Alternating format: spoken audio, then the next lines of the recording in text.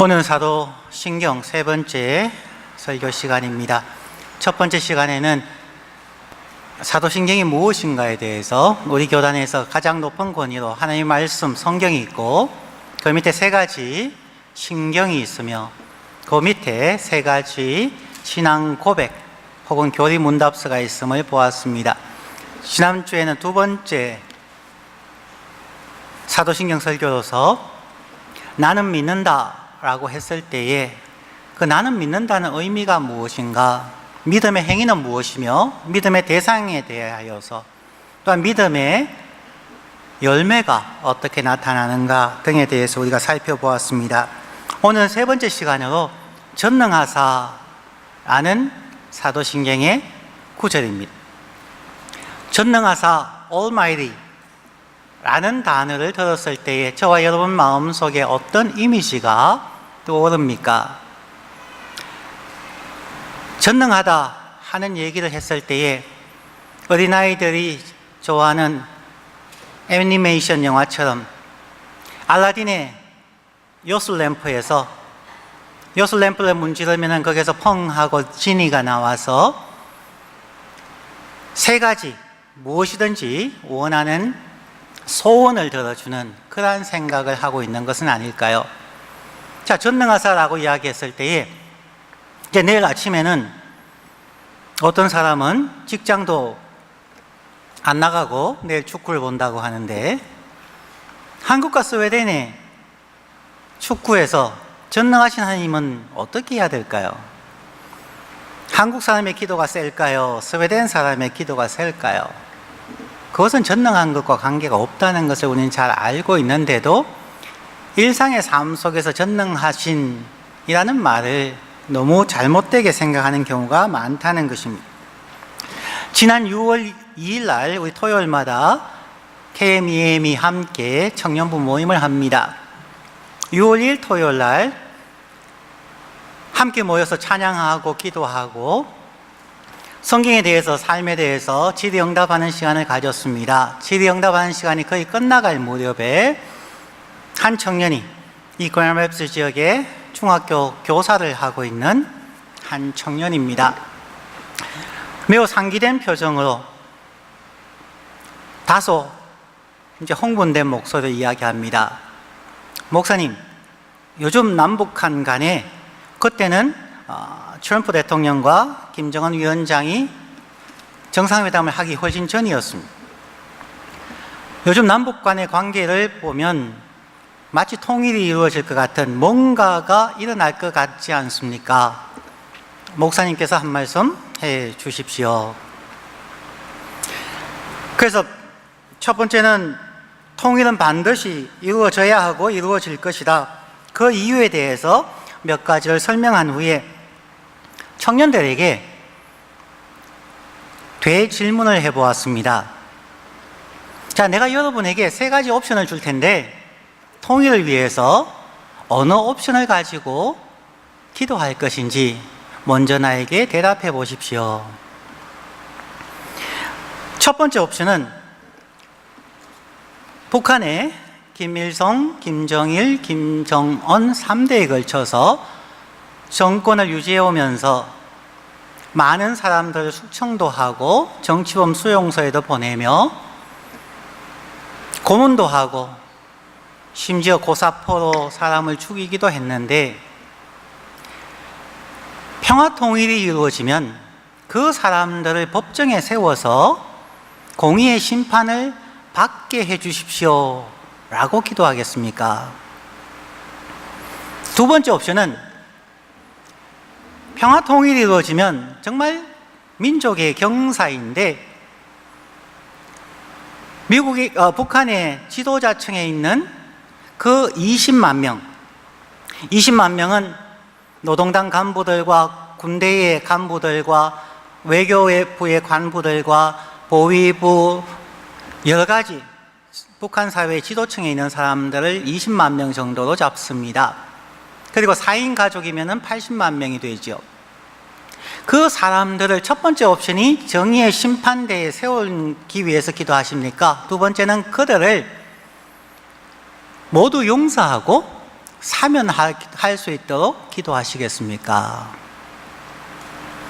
세 번째 옵션은 갑작스럽게 통일이 되어지면 여러 가지 어려움이 생기니까 United States of Korea, United States of America가 아니라 미 합중국이 아니라 한국의 합중국, 즉 연방제와 같이 10년이면 10년 당분간 남한과 북한이 올림픽에는 같이 입장하고 단일팀은 만들지만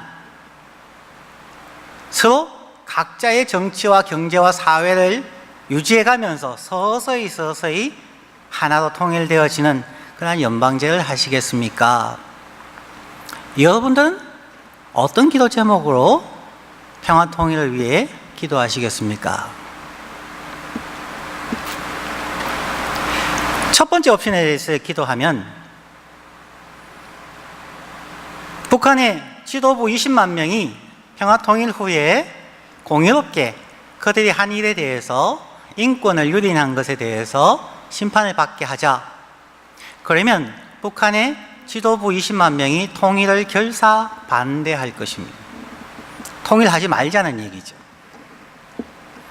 두 번째 옵션에 대해서 기도하면은 그들을 이전에 있었던 것을 다 용서하고 다 하나 되어서 평화롭게 살자.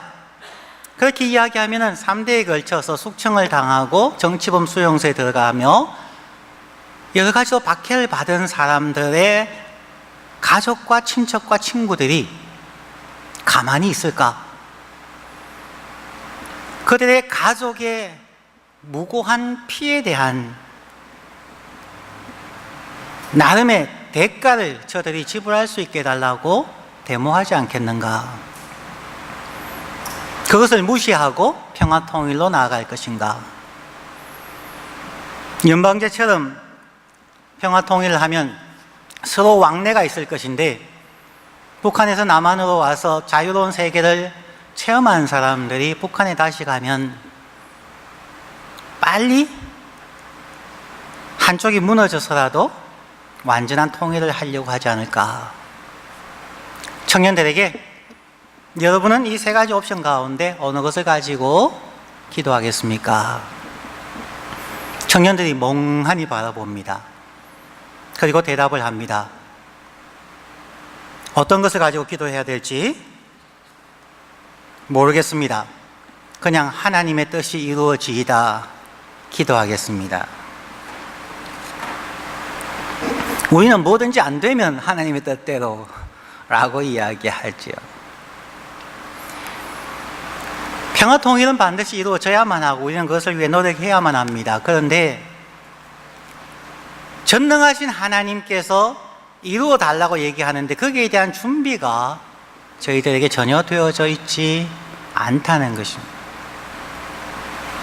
지금 당장 우리의 친구, 우리가 자라면서 부모로부터 받은 상처, 형제로부터, 학교 선생님으로부터, 직장 상사로부터 여러 사람에게 받은 상처를 지금 이 자유로운 세상에서 그들을 품고 용서하지 못하면서 평화통일 후에 저 20만 명을 용서할 수 있게 해달라고 우리는 과연 얘기할 수 있을까?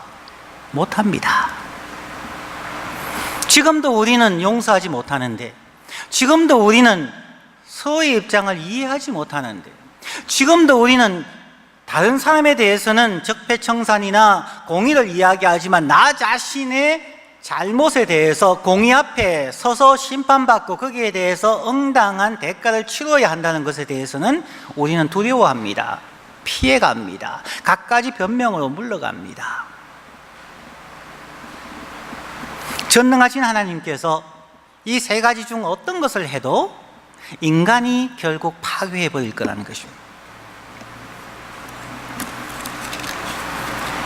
그러면 전능하신 하나님께서 하시고자 하는 것이 무엇인가? 전능하사 천지를 창조하신 하나님 아버지를 내가 믿는다고 얘기하는 그 고백은 무엇인가 하는 것입니다.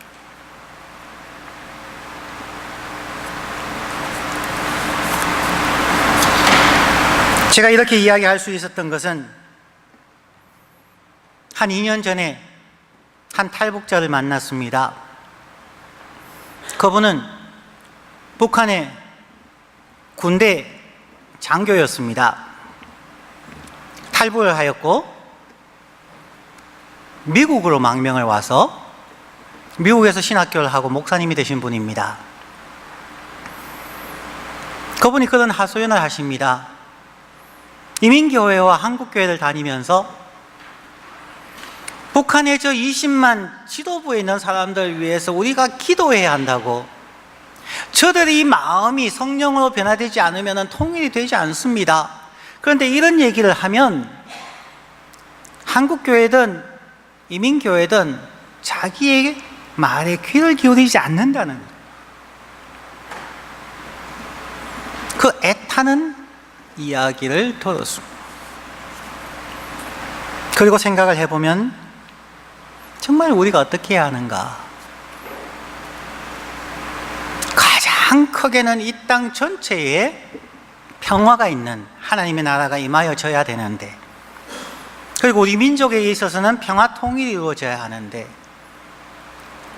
그러기 위해서는 우리의 사회가, 그리고 우리의 가정과 우리 자신에게 우리가 우리 자신을 용서할 수 있는 그것까지 필요한데 그것이 이루어지지 않고 있다는 거죠.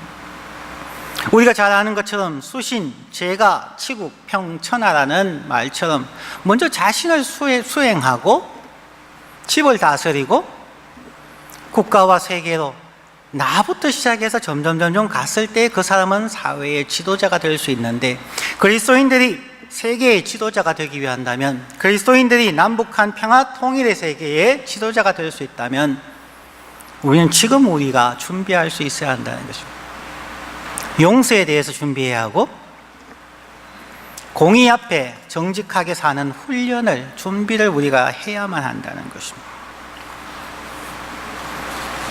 그러면 하나님께서는 오늘 본문을 통하여서 전능하사라고 하는 그 하나님의 성품에 대해서, 또 능력에 대해서 우리는 무엇을 배울 수가 있을까요? 오늘 성경 본문으로 돌아갑니다. 사도행전 17장 24절과 25절 말씀입니다. 우주와 그 가운데 있는 만물을 지으신 하나님께서는 천지의 주제시니 손으로 지은 전에 계시지 아니하시고 또 무엇이 부족한 것처럼 사람의 손으로 섬김을 받으시는 것이 아니니 이는 만민에게 생명과 호흡과 만물을 친히 주시는 이심이라. 하나님은 우주와 그 가운데 있는 만물을 창조하신 하나님입니다. 만민에게 생명과 호흡과 만물을 친히 주시는 하나님이십니다. 바울 사도는 분명하게 성경에서 말합니다. 하나님은 무엇이 부족한 것처럼 사람의 손으로 섬김을 받으시는 것이 아니라는 것입니다. 사람이 손으로 지은 성전에 계시지 아니하신다는 것입니다. 전능하신 하나님의 관심은 사람들의 아부성 기도나 예배를 원하시는 것이 아닙니다. 화려하고 비싼 교회 건물에도 관심이 없으십니다. 그러면 전능하신 하나님께서 우리 모든 사람들에게 원하는 것은 무엇일까요? 첫 번째는 창조주 하나님을 기억하라는 것입니다. 자녀들이 잘 성장하는 방법 중에 가장 중요한 것은 그들의 부모님이 누구신지, 그들의 성품이 어떠하신지, 요즘은 더 나아가서 그들의 유전자가 어떤가까지도 잘 아셔야 됩니다. 오늘날 질병의 대부분은 유전이라고 하죠. 사람들은 그런 것을 통하여서 오히려 반기독교적으로 가지만, 저는 이런 것을 보면 볼수록 정말 기독교적으로 갈 수밖에 없다. 사람은 그 부모를 잘 이해해야만 합니다.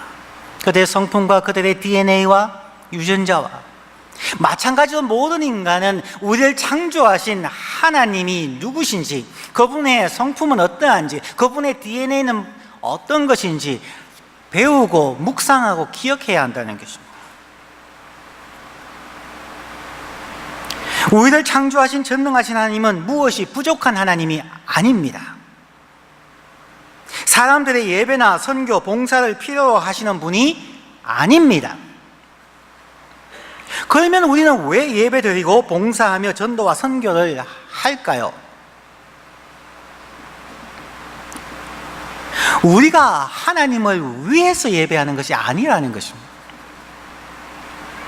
우리가 예배하는 이유는 우리가 누구인가를 기억하기 위함입니다. 우리를 창조하신 분이 계시다는 것을, 우리는 그분의 피조물이며 그분으로부터 소명을 받아서 보냄받은 자들이라는 것을 기억하기 위하여 우리는 예배하고 성경을 읽고 기도하고 봉사하며 더 나아가서 전도와 선교를 하는 것입니다.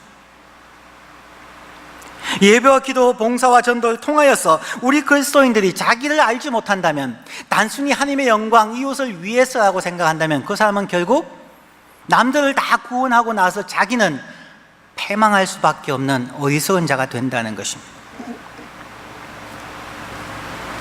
우리 그리스도인들의 모든 삶은 우리 자신이 누구인가를, 우리의 창조주 하나님이 누구신가를 알아가고 기억함으로 궁극적으로 성숙하기 위함입니다. 웨스트민스터 소요리 문답의 첫 번째 질문이 인간의 제일 되는 목적이 무엇인가 입니다. 그 대답은 하나님을 영화롭게 하고 그를 영원히 기뻐하는 것이다 라고 정의하고 있습니다. 우리의 부모와 자녀 관계를 예로 들어서 설명하겠습니다. 무엇이 부모님을 기쁘게 합니까? 부모님을 가장 기쁘게 하는 것, 제가 신방 중에서 성도님들 봤을 때에 우리 연세 드신 분들 만나면 무슨 얘기 하세요? 다 자기 자녀 자랑하는 거 아니에요?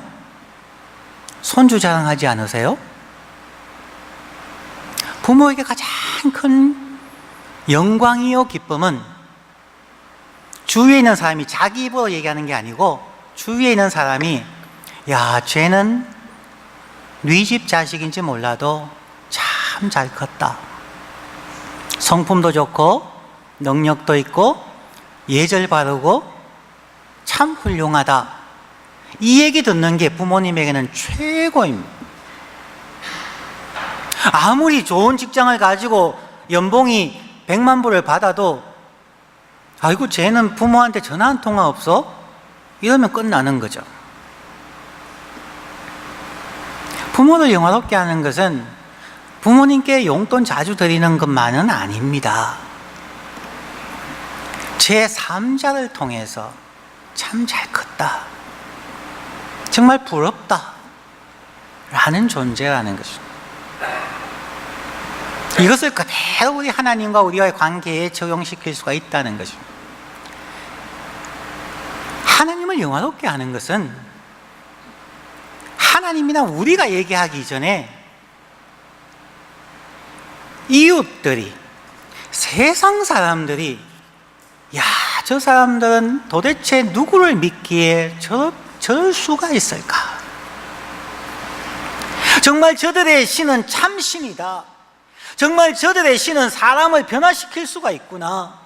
쟤들이 교회 다니기 전에 삶을 내가 아는데 예수 믿고 나니까 사람이 저렇게 바뀌는구나. 너희의 신은 살아계신 참 하나님이다 라고 얘기하지 않겠습니다.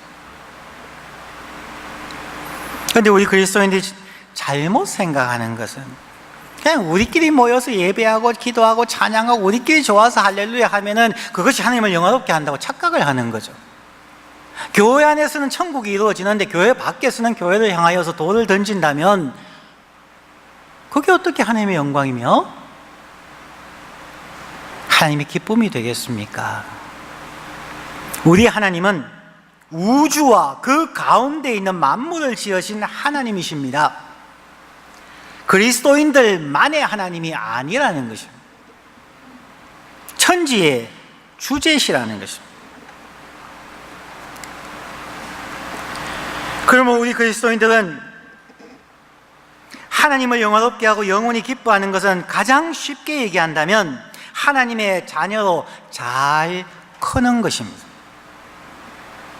하나님을 사랑하고 이웃을 사랑하는 사람으로 성숙해 가는 것입니다. 그러기 위하여서 우리는 자신을 끊임없이 연마하며 용서를 실천하고 사랑을 실천하고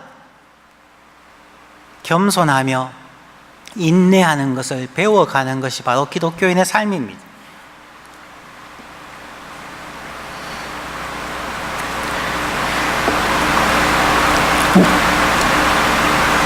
창조주 하나님을 기억하는 것, 그 하나님을 영화롭게 하는 것, 그것은 항상 우리가 하나님 앞에서 살아가며 하나님 앞에서 하나님이 원하시는 성숙한 그리스도인으로 성숙해가며 하나님과 이웃과 함께 시간을 보내는 것이라는 것입니다. 그것이 전능하신 하나님의 뜻이고 하나님은 바로 그러한 인간을 만들어 가신다는 것입니다. 두 번째는 언약의 하나님을 기억하라는 것입니다. 27절부터 28절 말씀입니다. 이는 사람으로 혹 하나님을 더듬어 찾아 발견하게 하려 하심이로되 그는 우리 각 사람에게서 멀리 계시지 아니하도다. 우리가 그를 힘입어 살며 기동하며 존재하느니라. 너희 시인 중 어떤 사람들의 말과 같이 우리가 그의 소생이라. 하나님은 우리 사람들과 언약 혹은 약속을 맺으시고 그 언약에 따라 행하시는 전능하신 하나님이라는 것입니다. 전능하신 하나님은 우리와 맺은 언약을 벗어나서 우리를 편애하실 수가 없습니다. 어떤 학교 선생님의 친구의 자녀에게 불공정하게 시험 문제를 미리 알려주고 그 아이가 했는 것도 틀려도 맞다고 해주고 점수를 올려주는 것은 잘못된 것입니다. 공정해야만 합니다. 학생들이 선생님과 맺은 약속, 수업 첫 시간에 실러버스를 나누어 주어서 거기에서 수업 진행의 방법과 시험의 횟수와 점수의 산정 방법 등을 학기 초에 학생들에게 알려주어서 선생님과 교수님과 학생 사이에 언약을 맺습니다. 그 약속에 따라야만 공정한 선생님, 공정한 학생이 되는 것입니다. 하나님도 마찬가지입니다. 전능하신 하나님이라고 정직하게 노력하지 않은 그리스도인들에게 더 좋은 점수를 주고 더 건강하게 하고 더 축복을 주는 것은 불공정한 것입니다. 하나님과의 언약은 첫 번째로 창조주 하나님과 그의 피조물의 관계를 알고 믿음으로 살아가는 것입니다. 오늘 본문 말씀에서 사람들이 하나님을 더듬어 찾아 발견하게 하려 하심이라 말씀합니다. 복음 전도를 통하여서 하나님을 알게 되는 것도 있지만 자연 만물을 통하여서 그리고 세상의 경험을 통하여서 사람들은 하나님을 더듬어 찾아 발견할 수 있는 실마리를 제공합니다. 완전하게 알 수는 없습니다. 하지만 신이 있을 거라는 생각을 알게 하고 거기에 복음이 들어가서 참 하나님을 알게 되는 것이죠. 창조주 하나님을 알고 우리가 그의 백성임을 알고 살아가는 것이 언약의 첫 번째 부분입니다. 이 부분이 가장 중요합니다. 그러나 그 다음에 두 번째 언약은 오늘 본문에서 우리가 하나님을 힘입어 살며 기도하며 존재하는 것임을 알고 살아가는 것입니다. 우리가 하나님을 힘입어 살아가는 존재임을 알게 될 때에 우리는 절대로 교만할 수가 없습니다. 우리가 성경을 아무리 많이 안다 할지라도, 우리가 아무리 성령 체험을 많이 했다 할지라도 그것은 다 하나님의 은혜입니다. 우리가 자랑할 것이 전혀 없습니다. 자랑해서는 안 됩니다. 교만해서는 아니 됩니다. 우리가 하나님을 힘입어 기동하며 존재하는 존재라는 것을 알게 되면 우리의 성품은 온전하게 변할 수밖에 없습니다.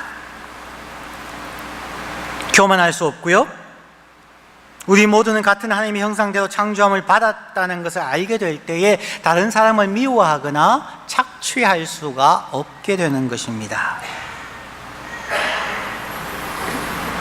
우리가 그를 힘입어 살며 기동하며 존재하느니라는 말씀은 우리가 하나님의 말씀을 힘입어 살아간다는 것입니다.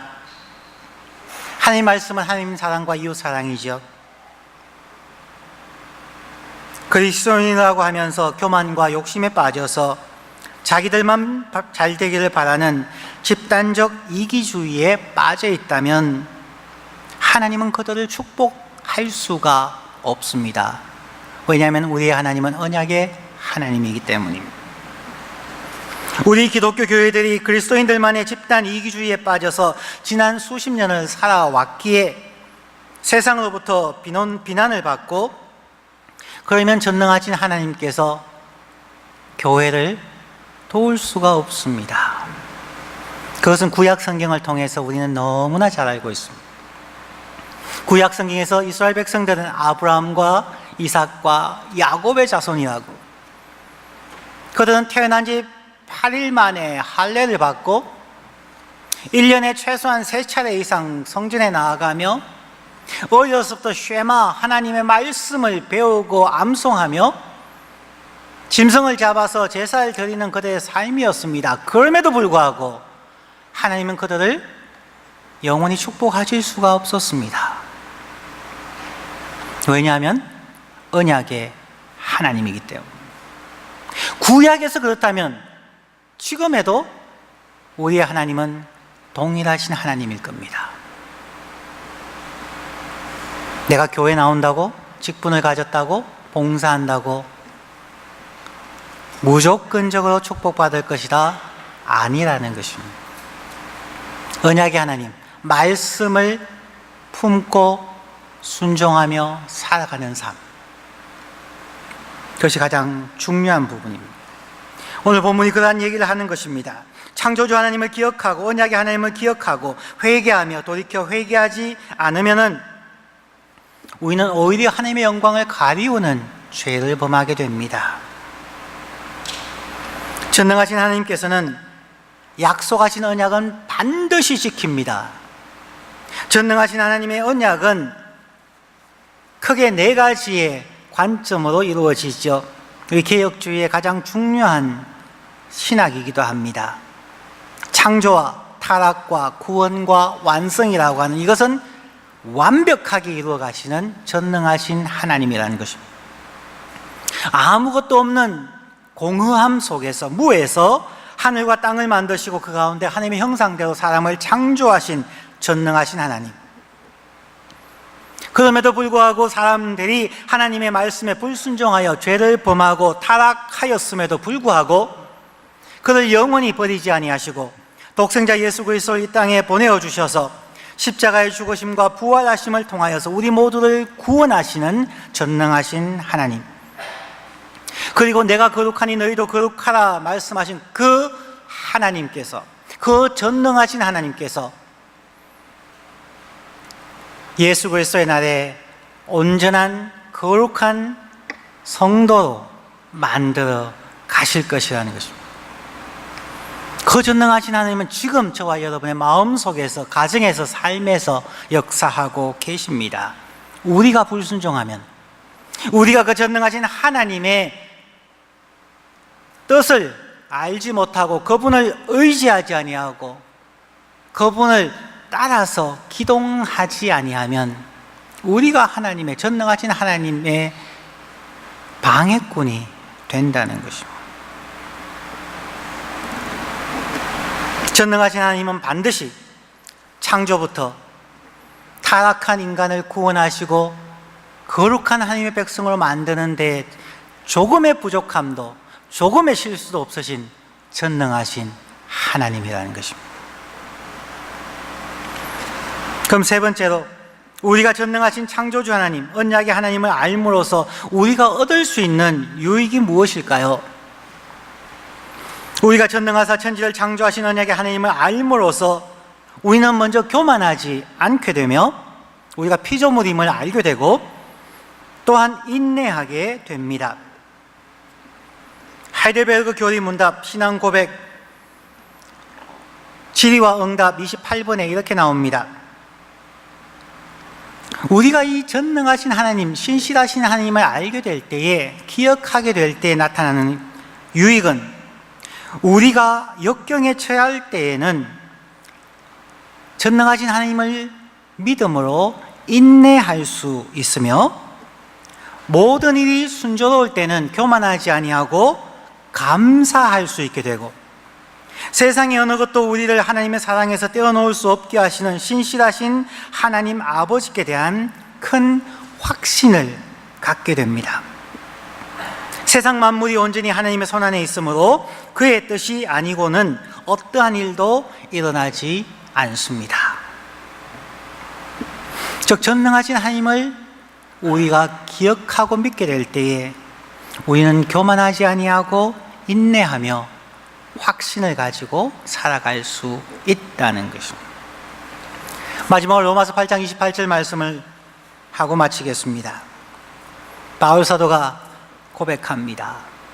우리가 알거니와 하나님을 사랑하는 자, 곧 그의 뜻대로 부르심을 입은 자들에게는 모든 것이 기쁜 것과 슬픈 것, 축복과 불행, 그 모든 것이 합력하여 우리를 거룩하게 구원받은 거룩한 백성으로 만들어 가시는데 선으로 이루어 주신다는 것입니다. 전능하신 하나님이 맞는지 아닌지를 알 수 있는 것은 바로 저와 여러분이 거룩한 하나님의 사람으로 하나님의 성품을 닮은 자로 성숙해 가느냐 가지 않느냐에 달려 있을 수 있다는 것입니다. 그러기에 우리의 책임은 무진장 큽니다. 열심히 예배하며 열심히 기도 생활하며 열심히 봉사하며 열심히 전도해야 하는 것이 모두 우리가 창조주 하나님을 기억하고 하나님을 의지해서 하나님 앞에 거룩한 백성으로 하나님을 닮아가는 그 거룩한 과정에 부름받은 자이기 때문에 그 과정을 하나님을 의지함으로 이루어갈 수 있는 것입니다. 말씀을 맺습니다. 전능하신 하나님은 알라딘의 요술 램프에 나오는 지니와 같은 괴물이 아닙니다. 우리를 창조하시고 우리와 언약을 맺으시며 그 언약을 신실하게 성취하시는 전능하신 하나님입니다. 우리를 위하여 모든 것을 합력하여 우리의 성숙으로 이끌어 가시는 그 전능하신 하나님을 믿고 의지함으로 하나님의 은혜를 체험하는 우리 모두가 되기를 간절히 축원합니다. 기도하겠습니다.